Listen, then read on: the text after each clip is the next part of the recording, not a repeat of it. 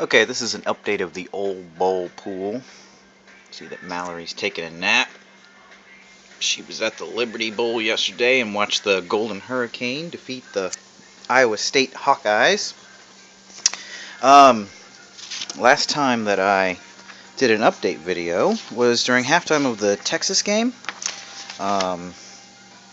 Rather than make this update confusing by trying to go from game to game, I'm just going to begin an update with the Alamo Bowl and update every single game from that point on, even though some of those games were included in the previous video. And that's just so if you're following it, you can just start at that game and follow right down on your list. Happy New Year! It's January 1 over here. It's currently halftime of the Heart of Dallas Bowl between the Oklahoma State Cowboys and the Purdue Boilermakers. 28-0, the Cowboys are leading that one at the half. And we've also got Mississippi State and Northwestern in the Gator Bowl. Mississippi State in a dogfight there, yeah, pun intended. Down 10-13 to the Northwestern Wildcats. Incidentally, Northwestern has the longest bowl win drought of any program in Division 1A. They last won their bowl on this day, January 1, back in 1949. So I'm sure there's a lot of players there that would really like to take a bowl trophy home. All right, the results then. I'll begin on page 4, the second to the last game there, the Alamo Bowl, which was played on December 29th. Texas won that game late on some opportunistic play after a key turnover.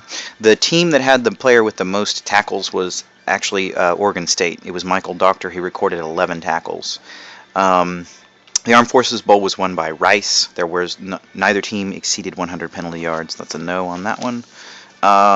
In the Buffalo Wild Wings Bowl, Michigan State came back and won a close one at the very end. So the winner there is Michigan State. Will either team score in the first 3 minutes of play? The answer was no, so the second question didn't apply. In the Kraft Fight Hunger Bowl, Arizona State defeated Navy, and there was not an offensive play, run, or pass that advanced the ball 80 or more yards. In the Pinstripe Bowl, Syracuse defeated West Virginia.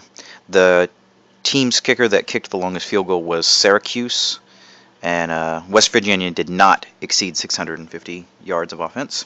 In the Peach Bowl, a very strange ending with Clemson winning by 1 with no time left.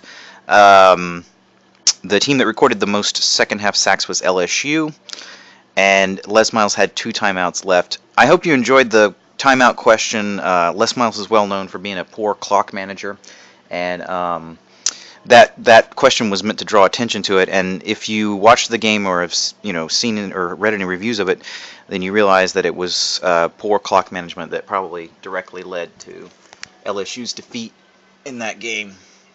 In the Liberty Bowl, which I had the pleasure of attending, Tulsa defeated Iowa State. The team with the highest average yards per rush was Tulsa. They averaged 5.3 yards on the ground. Iowa State managed just 3.5. And no punts or kicks were blocked in the game. In Nashville yesterday, Vanderbilt beat North Carolina State. It was just Vanderbilt's 3rd bowl victory ever as a school. Jordan Rodgers did not throw for 3 or more TD passes. He threw for 2 and ran for 1. Jordan Rodgers also did not toss 3 or more interceptions. He tossed 0. And the very well-mannered Vanderbilt fans did not rush the field, despite tying their school record for wins.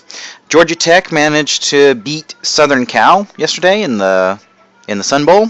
It did not go into overtime, and both teams threw passes for touchdowns. Here's the updated standings. With 16 correct, L-Dub is still in first place. And then we've got several with 14. Michael Egan, you've got 14. Dan Finelli, you've got 14. Also, your friend Tiffany's got 14. Let's see, what else? With 13, Scott Brandt in Oklahoma has 13 correct. We got a couple people with 12. Aaron Rodgers here in Oxford has 12. Tommy Frazier in Oklahoma has 12. David Carr, Esquire has 12 correct. Julianne has 12 correct. And then with 11 correct, Les Hill has 11 correct. And Brian Bobo, you've got 11 correct as well. Further on down the list is me. I've got 9 correct, and Ron Campbell with 8. For the questions, our current leader in overall questions correct is Aaron Rodgers here in Oxford. He's managed to get 23 of those questions correct. Tiffany out in Florida, she's got 22. Tommy Frazier and myself have 21 correct. With 20, I've got Scott Brandt and Michael Egan. Also, David Carr has 20 correct. Ron Campbell's got 19 correct.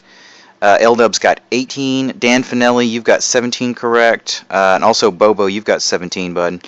And then Les Hill has 15 questions correct. And also Julie has 15 questions correct. So those are the standings as of just before 1 p.m. on January 1st. Looks like the Bulls here are about to kick off the second half, and I will give another update video as soon as we've got some results.